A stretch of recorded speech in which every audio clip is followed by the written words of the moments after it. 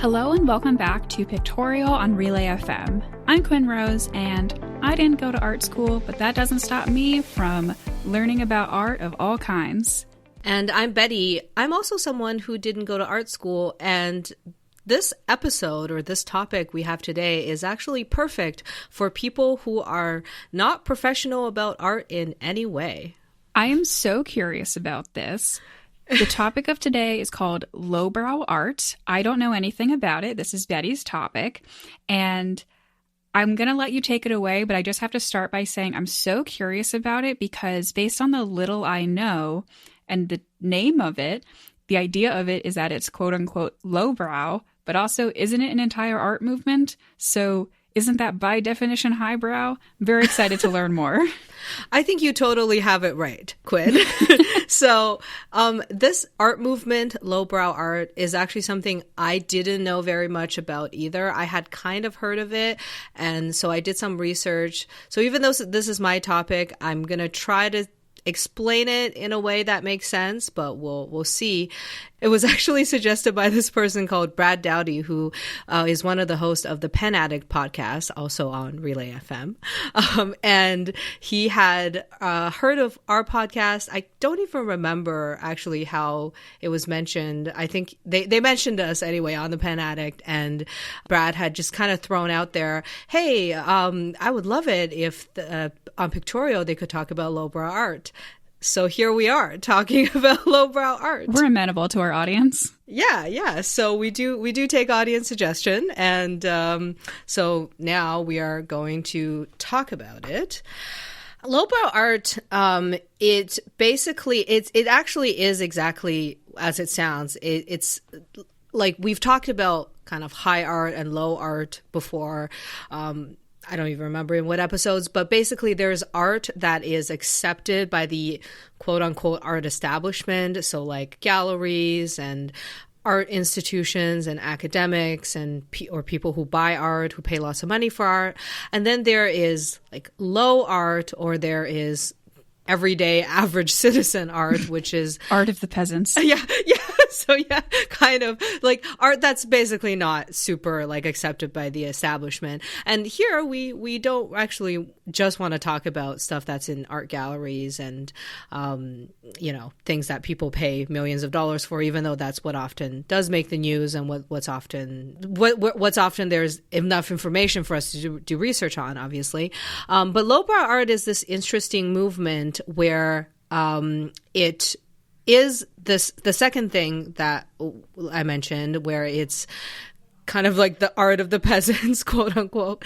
But there is a movement, and it's also known as, the other name it's known by is pop surrealism, which I think describes what the movement is better, and we can talk a little bit about it later. But I think if you open up the link, one of the links that I put in the show notes, I think it's the Wide Walls one. It's the one that says from pop surrealism to lowbrow, something got lost in translation.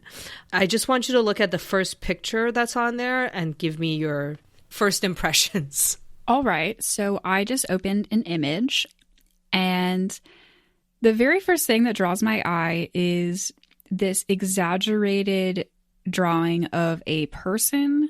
So it looks like it's a woman who's lounging on some kind of like nature platform, like she's lounging on a rock, basically. Her head is really big for her body, and her eyes are very big for her face. So she's like a very exaggerated kind of doll-like figure. She's got blue hair with flowers in it, long blue hair, and her dress is basically plants. It's not like she's wearing a dress and there's flowers on it. It's like her dress just is all of this like green plants, but also flowers. There's a bee pollinating one of the flowers.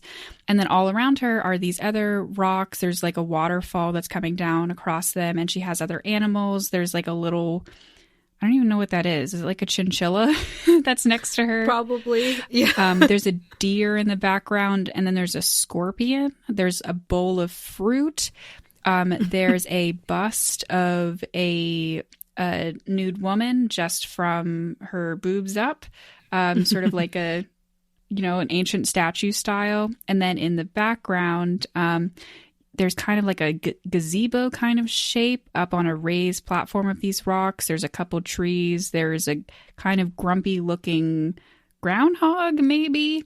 And then they all seem to be also on a beach because you can see what appears to be a lake in the background and mountains even farther back.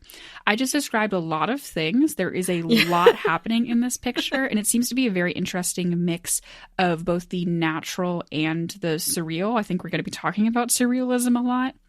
But you have a lot of what appears to be very natural and even cutesy, but then there's these notes of dangerous nature with like this scorpion, and then there's completely man-made things such as this bust, and all of the colors, there's a lot of different colors in it, but it's all quite muted, I will say. I would just have to say this is probably the longest description we've had to describe. Like, there were so many things. Which is entirely amazing. This is exactly the type of description we need, not only for the audience who can't like look at it on YouTube or like pull over and click on the show notes to look at the picture, but also like I do just want to emphasize like these drawings are highly detailed and you can look at them for like an hour and you can discover something new. And I think we don't even have to talk about a whole bunch, and we can just talk about a few, and we could probably go on, but let's not with just one painting. But I do just want to tell you that the name of this painting is called Katy Perry. It is by an artist named Mark Ryden. You know, I can kind of see that. Katy Perry had like a blue hair thing for a while. But it is definitely like a caricature of Katy Perry. It's what this artist seems to be drawing, or at least for a part of the picture. Like we don't have to go into too much about like the meaning of this particular picture, but this one is kind of exemplifies what a lot of these paintings or drawings are like. But basically, lowbrow art, it came out of this underground culture and underground movement in Los Angeles in the 1960s and 70s, and it's like the artists who are a part of this scene. They draw inspirations from like street art, skateboarding culture, like DIY comics, and people who make like fanzines, like fan magazines or magazines that are not like officially published but like drawn by people. And so yeah, they're inspired by like we'll talk about surrealism soon, but like the surrealist art movements, as well as like cartoons, like punk rock, psychedelic rock, a lot of things that were like underground movements. But later some of these movements kind of became more mainstream, like I guess psychedelic rock became a thing that was popular at a certain point, and things like skateboarding culture and comics, like comic books and cartoons. There are things that like may have originated as something where it's just like an independent artist making it, but some of these people did go on to become like famous and well known.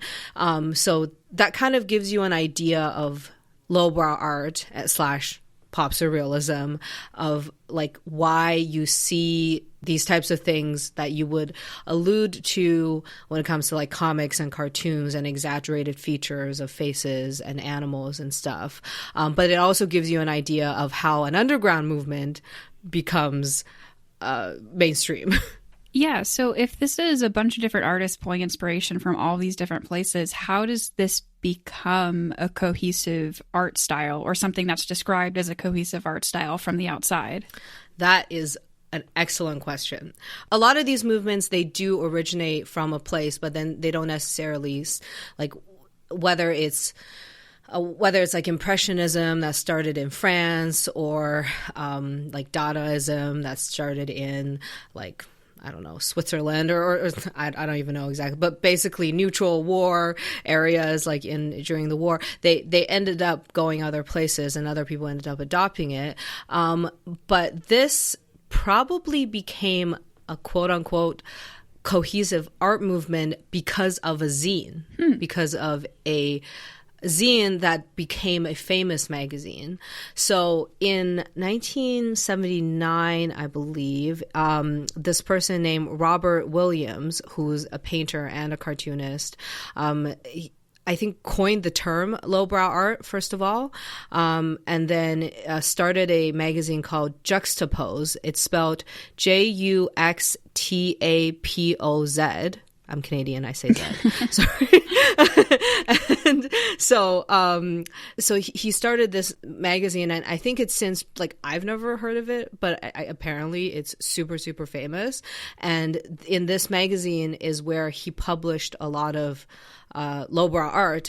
I'm assuming some of it is like by him, but a lot of it is by other artists. And so many art movements, it's because there's like a collection of the work. And I think through these zines, and so later it wasn't just Robert Williams, it wasn't just this one magazine, other magazines also became really famous and then distributed across, I'm assuming, America and other places internationally, and people heard about this, and other people started kind of copying the style or maybe like using this style as an inspiration, and then that's kind of how you, like, when you look at a lot of these other paintings, like on some of these other websites that I left in the show notes as well, like, you do see there is this kind of distinctive, like, comic looking exaggerated features with lots of detail, surreal type of visual that make this, like a pretty cohesive art movement. I'm very interested to hear about, like, what the artists in this movement think of the way that it's been interpreted and covered by sort of the mainstream art establishment. I think parts of the art movements themselves is when these artists get together and they're publishing their own magazines and can sort of have their own way of presenting who they are, and then later they get interest from the mainstream, and then it's then presented maybe probably usually differently or taken differently by others, and there is an interesting dynamic in that, or at least I think there is. I would say by the 90s, this had become kind of like mainstream, that a lot of people knew about it, whether it's through these magazines and then through interests of people who are somewhat wealthy, who are paying more and more for these artworks, and then galleries, like professional, high-end galleries becoming interested in works like these. Some of the websites or some of the research I was doing say, like, by the mid-90s, this has just basically become a huge thing. So pop surrealism, I couldn't figure out where and who coined this, but maybe it wasn't just one person. But pop surrealism describe it better because, like, in terms of the visuals, is that it basically combines pop art and surrealism. Mm-hmm. I'm not sure if we talked too much about pop art on Pictorial before, but I do have a YouTube video about pop art. So if you go to Articulations and watch that video, you will find out more about it. But I'll give a gist of it right now. But basically, like, pop art was also a movement in the 1960s-ish where artists were purposely painting and drawing things in popular culture instead of these esoteric abstract art works that a lot of galleries were, you know, like things Quinn and I really like, just like a square. They're more likely to be interested in, like, popular culture and popular art rather than something that's in, like, a high-end art gallery. So pop artists were really trying to exploit that by painting, like Andy Warhol, for example, painted like soup cans, or there's, like, artists who just painted, like, commercial stuff, like, you know, gas stations or like Coca-Cola and things like that. So pop surrealism is like combining that, like, pop culture aspect with these surreal type of visuals, which is why I think for me, like, I wanted to show you that Katy Perry art, because it's like a lot of people know who Katy Perry is. So, like, this is attractive to kind of, like, I would say, like, a lot of everyday people. But then a lot of people also do like these cute cartoon surreal looks. So then, like, in a way, I feel like, of course, this art movement was going to eventually become big because there are just a lot of, like, actual attractive, visually nice looking elements as a part of it.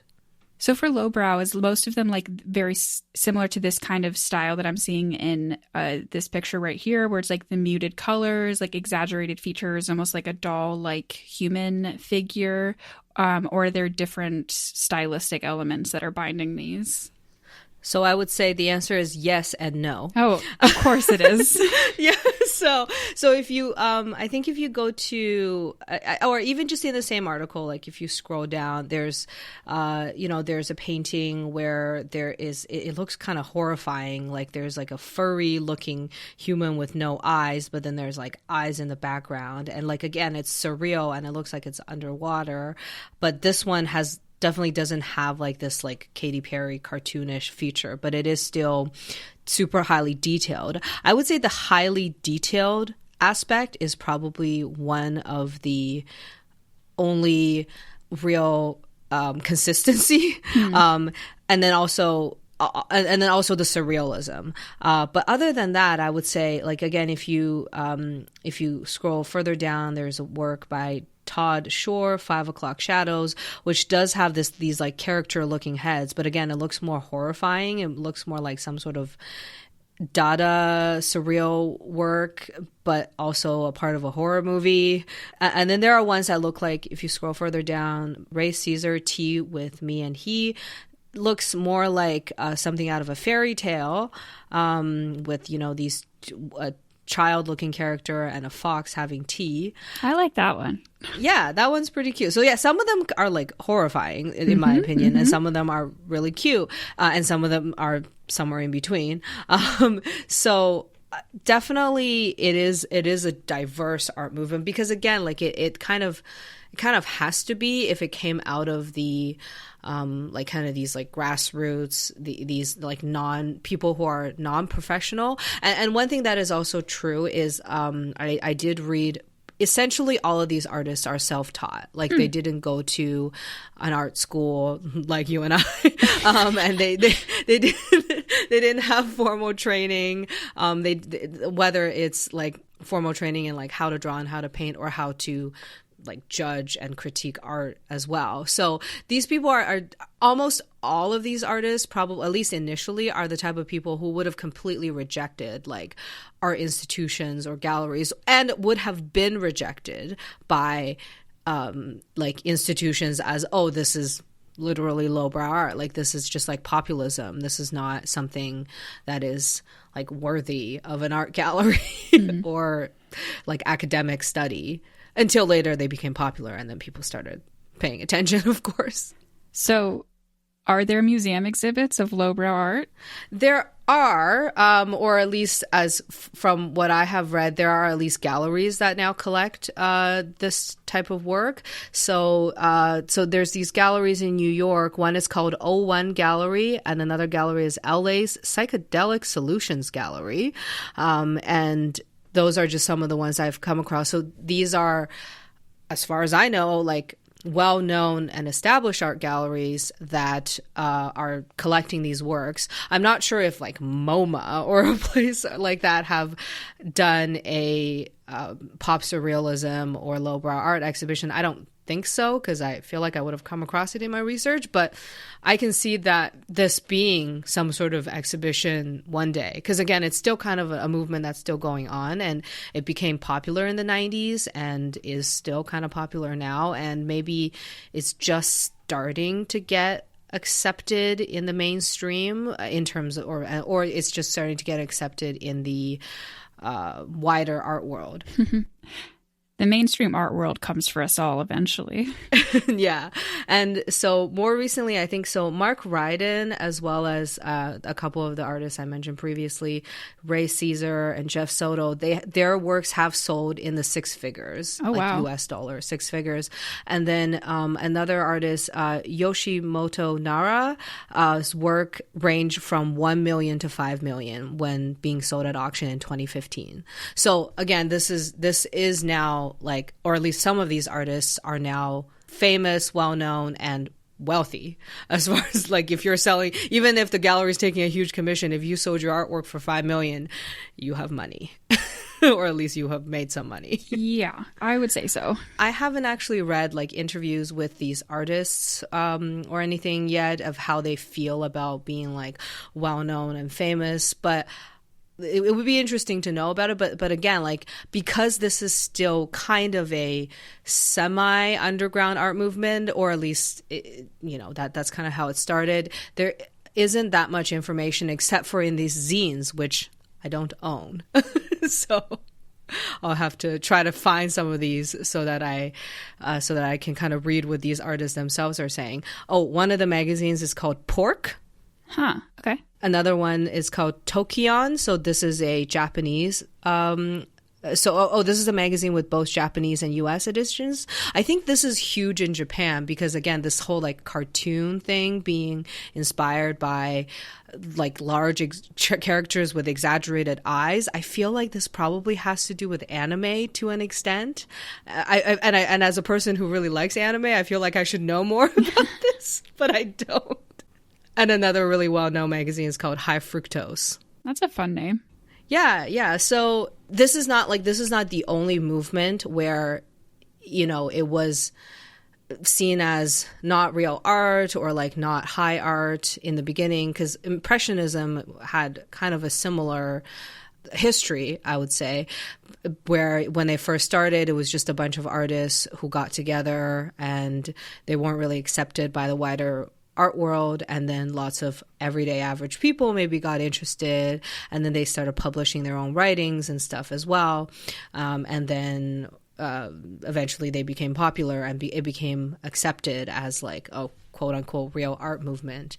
And there's lots of other art movements like Surrealism as well as pop art and Dada that went through a similar transformation. It's just that I think right now we're still seeing the transformation part of this art movement. So it's not like we can go to an established art museum and see a lot of this work yet. This is a really cynical thought, but I am just going to say it, is when we look at these patterns over and over again of innovations in art not being taken seriously, and we've gotten to this point now where people are even like positioning their art as deliberately like lowbrow and they like rejecting the idea of even being this quote unquote highbrow art that's taken seriously by mainstream art museums. But then, as time goes on, like these movements do get accepted and revered as these groundbreaking things and all that. And here's where the cynical part comes in. We all know that the monetary value that is placed on artworks goes up after an artist dies, because then they automatically become more limited, because then there is a finite number of them in the world. And this feels like an extension of that, where I know we've talked about like some of these people like are making money off of their art, great and everything, but it does feel almost like this system is just avoiding paying artists as much as possible, because it's almost like, once all of these artists in the movement have died, then we can start like really ramping up these prices and trading these paintings around and building these exhibits, because now, first of all, they seem more important because like it's no longer active and happening right now. And also like we don't have to pay any of these pesky artists. Because they're dead. Or either they're dead or they're not dead yet, so it's not worth as much, so that we're not paying them. It is kind of, it always is, it just does seem gross, and it seems like, I don't know of any other better ways to put it every time we talk about art and money. But I mean, it obviously doesn't have to be that way. I think I at least try to actively support artists and pay them. And I know there are lots of other people who do. And I personally, I think most artists think this type of system is not sustainable. The gallery system and the way art auction happens and things like that. But that's a topic for another time. But I do think that movements like these do challenge these systems, and there are artists who like actively again, make their own circles and make their own exhibitions and own galleries and own ways of distributing art, such as through the zines, to try to get around these systems. And now, again, with the internet and with like other methods of distribution, this does become easier, and this does become, I think, more possible. But again, like who knows? It is still a lot of these artists still probably really aren't getting paid, or aren't getting paid what they deserve, in my opinion, anyway. Yeah, it's really cool to look at these pieces and to talk about a movement that is still actively happening and is actively going to develop and change. I mean, people are building on all art all the time. That's kind of the thing of it. But like still being within something that's identifiable as extremely contemporary is very cool. And it does like make these pieces accessible to a lot more people, which is very fun too. As we're wrapping up here, we want to tell you about another show on Relay FM you might like, and that is Rocket. Rocket is a tech show that covers all the hard tech news of the week, but they take the most fun approach possible.